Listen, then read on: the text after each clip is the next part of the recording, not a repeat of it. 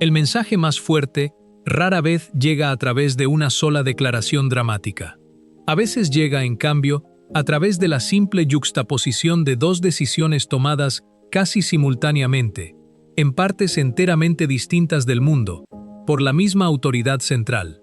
El 22 de julio de 2026, un hombre cuya carrera eclesiástica entera se había desarrollado dentro de una estructura religiosa controlada por el Estado en China, fue consagrado obispo con la aprobación formal de Roma. Unos días antes, en Alemania, 4 diócesis distintas rechazaron solicitudes de ampliar el acceso a la misa antigua, entregando un no claro, deliberado y enteramente inequívoco. De un lado, se abre una puerta hacia un régimen oficialmente ateo. Del otro, se cierra una puerta sobre la liturgia milenaria de la propia Iglesia. La pregunta que arde debajo de ambas historias es sencilla. ¿Cómo es esto posible, bajo la misma Iglesia, bajo el mismo pontificado, dentro del mismo puñado de semanas? Al final de este video, comprenderás por qué esto no es una mera coincidencia. Refleja una lógica subyacente precisa y consistente, y una vez que esa lógica ha sido realmente vista con claridad, se vuelve muy difícil dejar de verla. Comencemos por los hechos de China, todos ellos verificables de forma independiente. El 22 de julio, el padre Joseph Zhang Yanfang fue ordenado obispo de la diócesis de Chifeng, en Mongolia Interior, una sede que había permanecido vacante durante 20 años antes de este nombramiento. León XIV había aprobado su candidatura el 15 de junio, actuando dentro del marco del acuerdo provisional entre la Santa Sede y la República Popular China, un acuerdo firmado por primera vez en 2018 y renovado múltiples veces desde entonces. Zhang nació en 1984 en la provincia de Liaoning. Fue ordenado sacerdote en 2010 y para 2021 ya servía como administrador diocesano, una posición que lo situaba dentro de la estructura religiosa reconocida por el Estado mucho antes de su eventual consagración episcopal. Toda su carrera se desarrolló dentro de las estructuras internas de la Iglesia, pero esas estructuras, en el contexto chino específico, son también estructuras que el Partido Comunista mismo reconoce formalmente y en la práctica supervisa activamente. El Boletín Oficial del Vaticano registra la aprobación documental de forma limpia y sin complicaciones. Lo que no narra es la otra mitad de esta historia, los mecanismos reales de cómo funciona genuinamente la selección episcopal en un país donde el partido gobernante reclama la última palabra sobre todo nombramiento religioso de cualquier importancia, católico o de otro tipo. La justicia exige reconocer el contexto con honestidad antes de sacar cualquier conclusión. La Santa Sede defiende el acuerdo de 2018 y sus renovaciones posteriores sobre la base de que sirve para preservar la unidad de los católicos chinos y para prevenir la aparición de dos estructuras católicas enteramente separadas y mutuamente hostiles dentro de China, una reconocida por el Estado y otra operando en la clandestinidad en oposición permanente a ella. Este es un argumento serio, no un mero pretexto ofrecido para disfrazar debilidad institucional. Nadie que plantea este caso lo hace de forma cínica, y el deseo subyacente de unidad entre los católicos chinos es enteramente legítimo. La carga de gobernar realmente una iglesia perseguida que opera bajo condiciones políticas genuinamente hostiles es real y no debería ser minimizada por nadie que comente esta situación desde una posición de comodidad y seguridad fuera de China. Pero los hechos, no obstante, permanecen, y este es simplemente uno de ellos. Al tratar con un régimen que ha encarcelado a obispos leales a Roma y que ha demolido santuarios e iglesias católicas, cuando hacerlo servía a los intereses propios del Estado, la Iglesia ha encontrado reiteradamente formas de negociar, de mediar y, en última instancia, de firmar acuerdos formales. El cardenal Joseph Zen, de 93 años en el momento de estos acontecimientos, y él mismo arrestado en Hong Kong precisamente por su lealtad franca a Roma, ha llamado a todo el arreglo una traición a la Iglesia clandestina que sufrió durante décadas específicamente para evitar los compromisos que este acuerdo ahora formaliza. Su opinión, forjada a través de décadas de experiencia personal directa y de genuino sufrimiento por la fe, carga más peso que 1000 análisis cómodos ofrecidos desde fuera de esa experiencia. Aferraos a esta palabra específica, porque importa enormemente para comprender todo lo que sigue. Mediar. Con Pekín, la Iglesia media. Ahora volvamos a lo que ocurre en el lado opuesto del mundo, cuando alguien simplemente pide, a través de canales diocesanos enteramente ordinarios, una ampliación del acceso a la misa tradicional que la Iglesia ha celebrado durante más de 1000 años. El 21 de julio, la agencia de noticias católica alemana KNEA recogió respuestas formales de 4 diócesis: Passau, Regensburg, Colonia y Hamburgo. La pregunta planteada a cada una era directa: ¿ampliarán la disponibilidad de la misa antigua dentro de su diócesis? La respuesta de las 4, sin excepción, fue no. Ninguna ampliación planificada actualmente. Y el detalle que transforma esto, de una respuesta administrativa rutinaria, en algo genuinamente impactante, es el contexto específico que lo rodea. Esta respuesta llegó precisamente cuando la Santa Sede ha estado urgiendo activamente a los fieles a no asistir a las misas celebradas por sacerdotes de la Fraternidad Sacerdotal de San Pío X, una fraternidad que mantiene capillas activas en las 4 diócesis alemanas mencionadas. La lógica que conecta estos dos hechos parecería, a primera vista, enteramente obvia. Si se pide a los fieles que abandonen las capillas de la fraternidad y regresen a la plena comunión con las estructuras diocesanas ordinarias, la respuesta natural y pastoralmente coherente sería ofrecerles más celebraciones aprobadas y plenamente regularizadas de la misa antigua dentro de esas mismas estructuras diocesanas. Proporcionarles una alternativa genuina, más que simplemente pedirles que abandonen lo que actualmente tienen. Pero en cambio, se les pide que se vayan sin recibir nada comparable a cambio. La respuesta más impactante de todas proviene específicamente de Regensburg, la diócesis donde la Fraternidad Sacerdotal de San Pío X mantiene realmente su propio seminario. Allí, el portavoz diocesano explicó el razonamiento subyacente de la diócesis con una franqueza inusual y reveladora.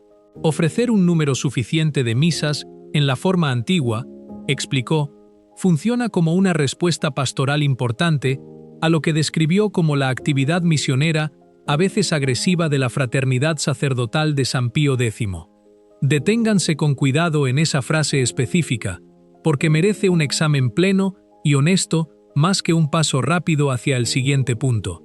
La misa antigua, según el propio razonamiento declarado de este portavoz diocesano, no se pone a disposición porque represente un auténtico tesoro del patrimonio litúrgico de la Iglesia, algo inherentemente valioso en sí mismo, independientemente de cualquier consideración estratégica. Se pone a disposición, cuando se pone a disposición en absoluto, específicamente como una táctica de contención, un antídoto, una herramienta deliberada diseñada para vaciar las capillas de la fraternidad de católicos que de otro modo podrían ser atraídos hacia allí.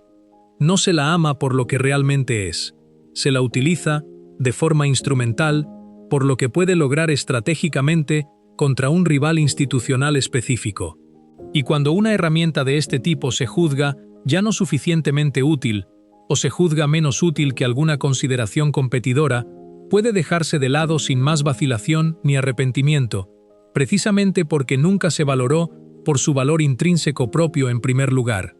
Esta es la lógica subyacente que parece estar gobernando la respuesta colectiva de las diócesis alemanas. Y aquí, finalmente, están las dos imágenes colocadas directamente una al lado de la otra para una comparación plena y honesta.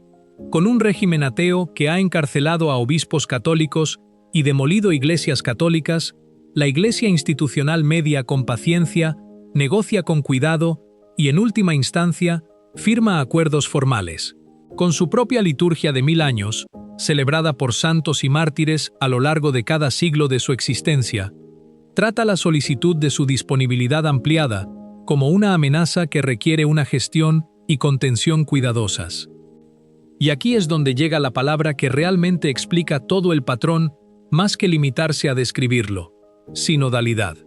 Porque Alemania no es simplemente una diócesis más, entre muchas otras dispersas al azar por el mundo católico. Alemania representa el corazón del camino sinodal, el laboratorio más avanzado y más trascendental en cualquier parte de la Iglesia Católica, de una visión específica de lo que se supone que debe ser una iglesia plenamente sinodal en la práctica más que meramente en teoría o aspiración. Esta es la misma iglesia alemana que recientemente colocó a 2 mujeres al frente administrativo formal de todo un decanato, con el sacerdote ordenado presente reducido funcionalmente a un moderador puramente ceremonial que no detenta ninguna autoridad administrativa sustantiva sobre la unidad pastoral a la que nominalmente sirve. Esta es la misma iglesia alemana que ha continuado impulsando las bendiciones para parejas del mismo sexo, con un rol institucional ampliado para los laicos en asuntos tradicionalmente reservados al clero ordenado, y con un proyecto teológico más amplio que trata una gama muy amplia de cuestiones doctrinales y disciplinares como genuinamente abiertas a la reconsideración y la renegociación. Esa misma iglesia alemana, tan consistentemente abierta, tan implacablemente atenta a las sensibilidades culturales emergentes, tan ansiosa y tan dispuesta a reconsiderar virtualmente toda estructura y práctica existente heredada de la tradición, descubre de repente un registro enteramente distinto de rigidismo institucional en el momento en que la misa antigua es el tema específico bajo discusión. La apertura, en este patrón consistente, se aplica fácilmente y con entusiasmo a todo lo que es genuinamente nuevo, a todo lo que representa innovación o adaptación a las expectativas culturales contemporáneas. Nunca se extiende con generosidad comparable a lo que es realmente antiguo, a lo que representa continuidad ininterrumpida con la tradición que la Iglesia recibió más que una reconcepción fresca de esa tradición para un nuevo momento cultural. Y aquí el análisis llega a su segundo y genuinamente más importante nivel, porque lo que realmente está en juego aquí no es fundamentalmente un problema específico de China sola, ni un problema específico de Alemania sola, consideradas como curiosidades regionales aisladas. Es un problema de dirección institucional consistente, visible a través de múltiples continentes y de múltiples controversias enteramente no relacionadas, una vez que el patrón ha sido realmente nombrado y rastreado con cuidado a través de sus diversas manifestaciones individuales. La firmeza institucional dentro de la Iglesia contemporánea parece, cuando se examina con honestidad caso tras caso, ejercerse casi exclusivamente en una sola dirección consistente.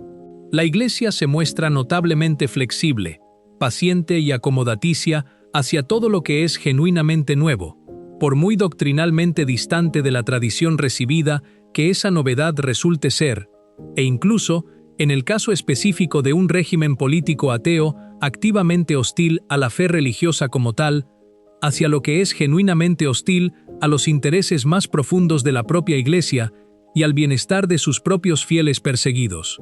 Ese mismo aparato institucional se muestra extremadamente severo, por comparación, hacia todo lo que es genuinamente antiguo, fiel a la tradición recibida y profundamente arraigado en la continuidad histórica de la propia Iglesia consigo misma. Se alcanza un acuerdo formal con Pekín, un gobierno oficialmente ateo que ha encarcelado a obispos católicos leales a Roma y demolido casas de culto católicas cuando hacerlo servía a los intereses políticos del Estado. Continúa un diálogo sostenido y paciente, año tras año, con el Camino Sinodal Alemán, una iniciativa cuyas propuestas específicas han generado una preocupación seria y reiterada por parte de cardenales, de otras conferencias episcopales nacionales y de los propios funcionarios doctrinales del Vaticano respecto a posibles desviaciones de la enseñanza católica asentada. Y se levanta un verdadero muro institucional específicamente contra aquellos católicos que simplemente piden, a través de canales diocesanos enteramente ordinarios y adecuados, orar según la misma forma litúrgica en la que los propios santos canonizados de la Iglesia oraron durante más de un milenio antes de los cambios de los años 60 y 70. Esto no es, según ningún examen honesto del patrón real, fundamentalmente una cuestión de disciplina institucional aplicada de forma consistente según algún estándar único, coherente y universalmente aplicado. Si la disciplina entendida en ese sentido consistente fuera genuinamente el criterio operativo aquí, necesariamente se aplicaría también, con seriedad comparable y consecuencia comparable, a quienes trabajan activamente para minar la doctrina católica asentada desde posiciones de influencia dentro de las propias estructuras reconocidas de la Iglesia.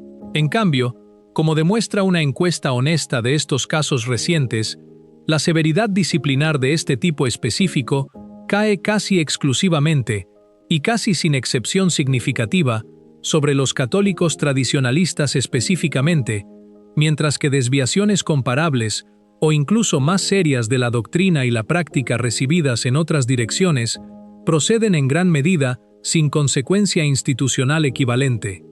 Y así la pregunta que los católicos fieles se han estado haciendo en privado durante años, a menudo en tonos bajos y cautelosos, por la genuina renuencia a ser vistos como desleales o rebeldes hacia la autoridad legítima de la Iglesia, se vuelve genuinamente imposible de seguir dejando de lado o ignorando. ¿Por qué se exige consistentemente una obediencia estricta, específicamente a quienes desean simplemente preservar lo que la Iglesia siempre ha enseñado y siempre ha celebrado, mientras que ese mismo estándar exigente de obediencia rara vez, si es que alguna vez, se aplica con seriedad comparable a quienes trabajan activamente, a través de canales sinodales oficiales o a través de la acomodación diplomática con poderes políticos hostiles, para cambiar la sustancia real de la propia fe? Hay que decirlo de nuevo, con total claridad y sin ninguna ambigüedad en absoluto, que el propio Papa no está aquí en juicio, y nada en este análisis específico debe leerse o reutilizarse como un argumento contra la legitimidad de su oficio. El Papa sigue siendo el Papa, plena y sin cualificación, y el sedevacantismo, la posición teológica que afirma que la sede papal está actualmente vacante o ilegítimamente ocupada, sigue siendo exactamente lo que siempre ha sido dentro de la teología católica auténtica, un callejón sin salida genuino que no ofrece ningún camino coherente hacia adelante para ningún católico fiel. León XIV heredó el acuerdo con China de sus predecesores. No lo inventó personalmente ni negoció sus términos originales. Esta distinción importa y merece ser declarada con claridad más que oscurecida por conveniencia retórica. Pero los creyentes ordinarios retienen el derecho enteramente legítimo de examinar los hechos observables con honestidad y de notar, sin exageración ni falsa equivalencia, cuando un genuino doble rasero parece estar operando de forma consistente bajo el mismo techo institucional. Simplemente ver este patrón con claridad y nombrarlo con honestidad cuando aparece, no constituye una rebelión contra la autoridad legítima de la Iglesia.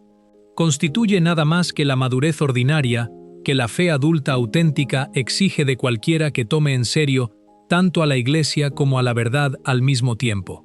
Y los hechos observables, examinados sin exageración partidista en ninguna dirección, dicen algo bastante específico y bastante difícil de evitar. La misma autoridad institucional que confía en un gobierno comunista, ateo lo suficiente como para permitir que ese gobierno tenga una influencia significativa sobre la selección de obispos católicos dentro de su propio territorio, no extiende un nivel comparable de confianza a su propia tradición litúrgica de 1000 años, suficiente para simplemente permitir que esa tradición tenga espacio para crecer y florecer de forma natural allí donde exista una demanda genuina de los fieles.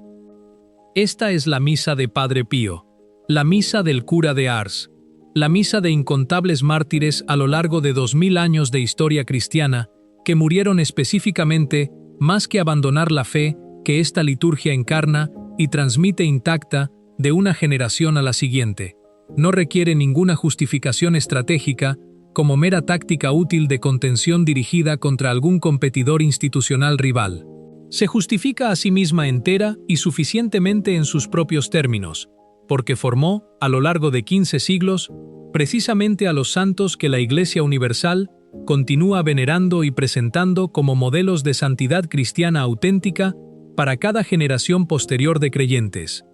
Una Iglesia que trata su propio tesoro litúrgico heredado como un inconveniente que debe ser cuidadosamente gestionado y contenido, mientras trata simultáneamente a un régimen político ateo, abiertamente hostil, como un interlocutor diplomático legítimo, merecedor de paciencia y de un compromiso sostenido de buena fe, no está, en ningún sentido teológico significativo, perdiendo activamente su fe de forma absoluta, pero sí parece, sobre la base de este patrón específico y reiterado, estar perdiendo genuinamente su sentido de las prioridades adecuadas, su capacidad de distinguir con claridad entre lo que genuinamente amenaza a sus propios fieles y lo que genuinamente los nutre y sostiene a lo largo de las generaciones.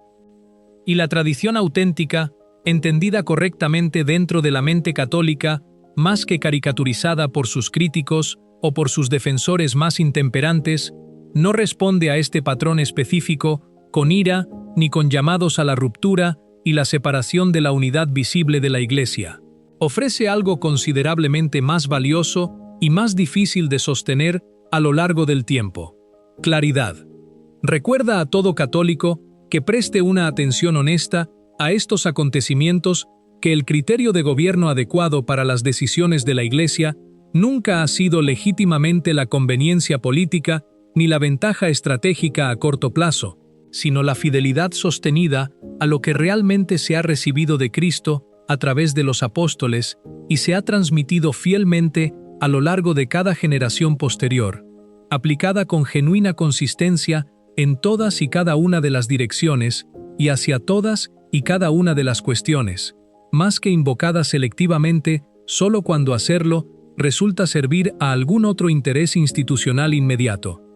Los católicos fieles que se sienten genuinamente desorientados cuando se enfrentan con honestidad a estas dos puertas contrastantes, una que se abre con paciencia hacia Pekín y otra que se cierra firmemente contra su propia liturgia antigua, no deben responder a esa desorientación con desesperación, y ciertamente no deben responder a ella llamando prematuramente al cisma o a la separación de la Iglesia visible que Cristo mismo estableció y continúa sosteniendo a pesar de todo fracaso humano entre quienes actualmente la gobiernan.